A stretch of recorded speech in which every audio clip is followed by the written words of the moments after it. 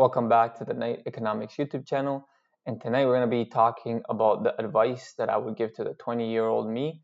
If you're liking the content, please subscribe to the channel, drop a like, and if you have any comments, drop them down in the comment section down below. So let's get into some of the advice. If I think back, when I was 20 years old, and actually the reason why I'm making this video is because I turned 40 this month. So that's part of why I'm probably going to make a few strings or a series of these videos of advice that I would give to myself or just to like somebody in their early 20s. The first one would be and probably one of the more important ones is try not to acquire any bad debt. And by bad debt, I literally mean that debt that is related to or like credit card debt, for example. There are some things that are considered good debt, and one of them would be considered good debt would be considered by having like a mortgage. And I could go into like details as to why it's considered good debt and why I'm more of the side of thinking that it is considered good debt, because then you have an asset, right? But credit card debt is not good debt. Most credit card debt, you're going to be paying close to 20% on yearly the yearly debt that you have to pay, or the yearly yield that you have to pay in the favor of the credit card, right? So it's not yield that's going to you, it's yield that's going to the credit card. Upwards of 20% per year, and that's ridiculous. So if you owe $1,000, you're gonna be paying $200 per year on that debt. It's crazy. It's crazy. So you could imagine when you have some people have thousands of dollars worth of debt stocked up in their credit cards, and they live this lifestyle that they're just making the minimum payments. And I would say that's probably one of the biggest mistakes you can make in terms of building long-term wealth. You're gonna really be digging yourself in a deeper and deeper hole, because you're if you're making you gotta make not only 20% back on your investments. Let's just say you have your investments, you gotta make more than that, and then plus inflation on top of that, right? And then anything beyond that, and then you're finally actually making money. So it doesn't make any sense. I don't know. Put down in the comment section if you would like me to explain this a little bit better. But trust me, you want to get rid of any kind of bad debt that you have, and that's mainly anything like credit card debt, any kind of like loans that went towards not investing in yourself, essentially, right? Because there are good ways. If you invest in yourself, like for example, you invest in like you want to learn a new skill or whatever, like this is always good money. This is a good way to use your money, is to invest in new skill sets, right? But if you're investing, if your debt is kind of just based off of like you're paying stuff on credit cards, and you want to go on vacation and you're putting everything on credit card, you want to go do this and that, or like splurge on money with money that you don't have, because essentially that's what a credit card is. It's giving you money that you currently do not have, and then later on you're paying it back. This is always going to be a bad idea. Now,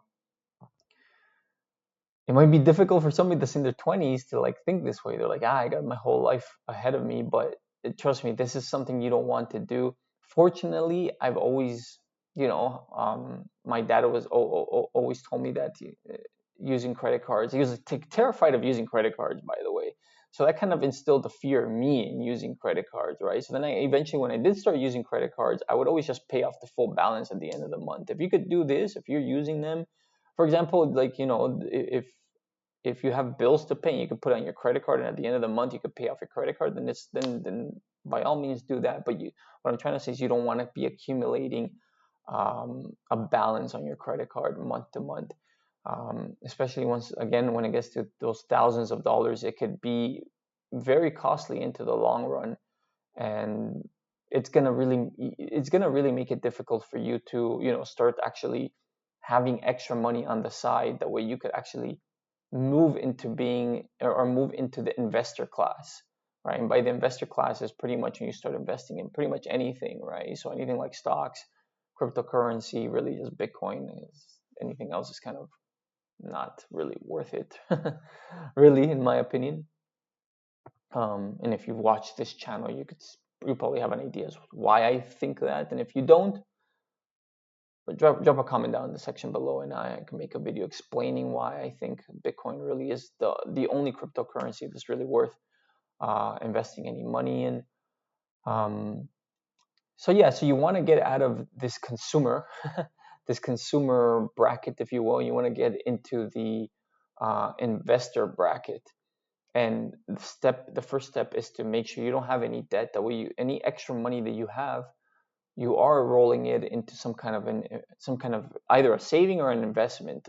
I would say those are the two areas you want to be moving your money into, particularly when you're a young person, you're in your 20s, right? And all right, so like moving on from that, there's a lot of benefits when you're in your 20s, right? You're likely still living at home with your parents and stuff like that. So that means you likely don't have to pay rent. You likely don't have to worry too much about, groceries and this sort of thing. So any money that you are making is money that you could essentially invest, considering you don't have any debt, right? Right? Is money that you can invest or money that you could save. So I would say that the best way to save your money, if you're looking to save it, well, there's probably a few ways to go about it, but you could always buy some bullion. This is not financial advice, by the way, right? So any investments that you make based off of this video, this is your decision on your own. I'm not telling you to do this, but anyways, you could always look into, invest in gold, invest in silver. These things, in the long term, if you have a long-term mindset, go up into the right, into the future. And I'm talking about 10, 20, 30 years into the future. And if you're 20 years old, you're probably thinking like, I don't want to be rich when I'm 50. I want to be rich now. But let me tell you something. No one gets rich overnight. That doesn't happen.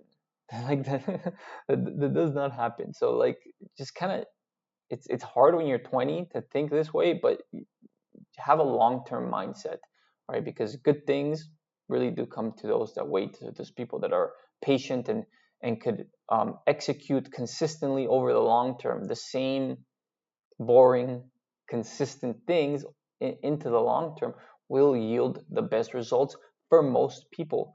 So yeah, so if you're living at home, you have a part-time job, maybe you have a full-time job, fantastic.